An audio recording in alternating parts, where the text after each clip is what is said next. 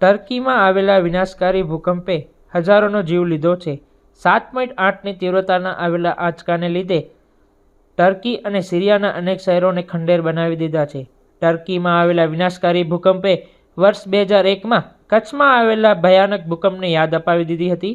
કચ્છની જેમ તુર્કી પણ પુનર્વસન મોડેલ અપનાવીને ભૂકંપગ્રસ્ત ટર્કી પાછું ઊભું થઈ શકે છે. 26મી જાન્યુઆરી 2001ના દિવસે કચ્છમાં 7.6ની તીવ્રતાનો ગોઝારો ભૂકંપ આવ્યો હતો અને એક અહેવાલ પ્રમાણે 20,000થી પણ વધારે લોકો મૃત્યુ પામ્યા હતા અને 1.5 લાખથી પણ વધારે લોકો ઇજાગ્રસ્ત થયા હતા. ત્યારે અત્યાર સુધીમાં ટર્કીમાં આવેલા ભૂકંપના લીધે 11,000થી પણ વધારે લોકોએ પોતાનો જીવ ખોયો છે અને આંક હજુ પણ વધી શકે છે. તો હાલમાં ટર્કીમાં આવેલા ભૂકંપ અને વર્ષ 2001માં કચ્છમાં આવેલા ભૂકંપની વિસ્તૃત માહિતી આપતા अर्थ एंड एनवायरमेंट साइंस ना हेड डॉक्टर महेश ठक्करे जणाव्યું હતું કે टर्की का जो भूकंप आया अभी 2 दिन पहले और उसमें जो पहला झटका आया जो 7.8 मैग्नीट्यूड का है, इसके बाद जो दूसरा झटका उसी दिन 7.5 मैग्नीट्यूड का और इसके बाद 6.5 मैग्नीट्यूड का एक ही दिन में 3 बड़े बड़े झटके आए जो सामान्यतः होता नहीं है बड़े भूकंप में। अभी कंपैरिजन की बात जब आप कर रहे हो 2001 का भूकंप जो कच्छ का है, जो हम इसको इंट्राप्लेट अर्थक्वेक बोलते हैं, जैसे कि प्लेट का बाउंड्री होता है उससे कई किलोमीटर दूर था हमारा अर्थक्वेक, जिसलिए हमारी प्लेट बाउंड्री जो है वो कार्लसबर्ग रिज बाउंड्री है, उससे 400 किलोमीटर दूर हमारी जो भूकंप की लाइन थी साउथ वागड़ फॉल्ट और कच्छ मेनलैंड फॉल्ट लाइन, वो इतना दूर था, इसलिए उसको प्लेट बाउंड्री अर्थक्वेक बोलते हैं। जबकि टर्की का जो अर्थक्वेक है वो कुछ अलग है, वो प्लेट का बाहरी हिस्सा भी नहीं है और आंतरिक हिस्सा भी नहीं है, उसको हम ट्रांसफॉर्म फॉल्ट बाउंड्री बोलते हैं।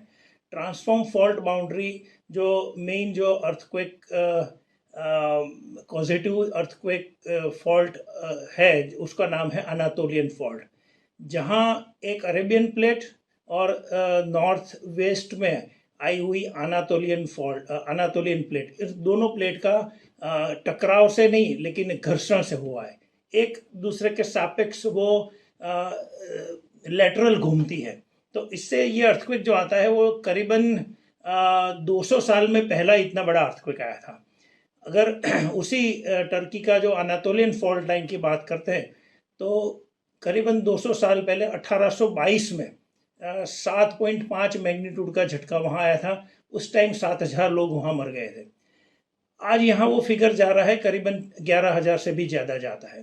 तो जियोलॉजिकली जब हम कंपेयर करेंगे कच्छ का भूकंप और वो अनातोलियन फॉल्ट का भूकंप, जो प्लेट बाउंड्री का भूकंप बोलते हैं और हमारा प्लेट इंटीरियर भूकंप बोलते हैं, दोनों का रिकरेंस पीरियड बहुत बड़ा होता है।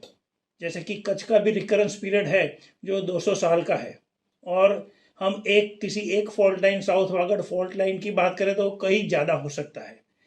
2001 से पहले जो बड़ा भूकंप आया था वो 1819 का था, तो इसलिए हम 200 साल का फासला बोलते हैं। लेकिन इसके बीच में भी 1956 में भी एक अर्थक्वेक आया था जो 45 साल पहले आया था। इससे पहले 1845 में भी अर्थक्वेक आया था। तो ये जो छोटे छोटे भूकंप होते हैं 6 मैग्नीट्यूड से 7 मैग्नीट्यूड के बीच में, उसकी शायद रिकरेंस पीरियड कम होता है, लेकिन 7 मैग्नीट्यूड से ऊपर का जो recurrence period plate boundary earthquake में बहुत बड़ा होता है। प्लेट बाउंड्री अर्थक्वेक में ज़्यादा रिकरेंस पीरियड होता है, जैसे कि हिमालयन अर्थक्वेक्स, फिर अंडमान सुमात्रा अर्थक्वेक जो 9.1 मैग्नीट्यूड का माना जाता है, सबसे हमारे एशिया में पिछले 2 सेंचुरी में सबसे ज़्यादा बड़ा अर्थक्वेक आया था। तो ये सब अर्थक्वेक की हम जब तुलना करते हैं तो Andaman Sumatra earthquake plate boundary earthquake है, जिसमें सबडक्शन जोन बाउंड्री बोलते हैं। एक इंडियन प्लेट बर्मा प्लेट के सापेक्ष नीचे धंसती रहती है। हमारा भूकंप जो था 2001 का भूकंप प्लेट इंटीरियर भूकंप बोलते हैं। अनातोलियन फॉल्ट का प्लेट बाउंड्री भूकंप बोलते हैं, लेकिन उसमें एक प्लेट दूसरी प्लेट के सापेक्ष नीचे नहीं धंसती लेकिन साइड बाय साइड धंसती है। तो ये तीनों में ये डिफरेंस है। जिन तीनों में 2 जो प्लेट बाउंड्री भूकंप है उनका रिकरेंस पीरियड कम होता है, जबकि हमारा मतलब प्लेट इंटीरियर अर्थक्वेक का रिकरेंस पीरियड मतलब दूसरी बार आने का जो पीरियड है वो बड़ा होता है। भूकंप से बाहर आना मतलब हम इसको रोक नहीं सकते, पहली बात यह है।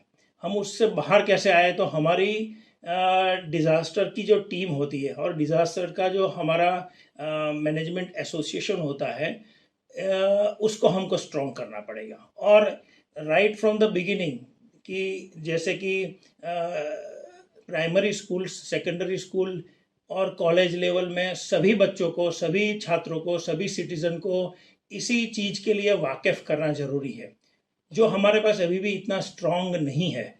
हर बच्चे को डिज़ास्टर मैनेजमेंट, या तो भूकंप हो या साइक्लोन हो या सुनामी हो या तो बाढ़ हो, इन सब चीज़ों के लिए उनको अगवा करना चाहिए कि ये चीज़ आ सकती है, क्योंकि किसी एक आदमी की लाइफ में एक बार आ सकती है।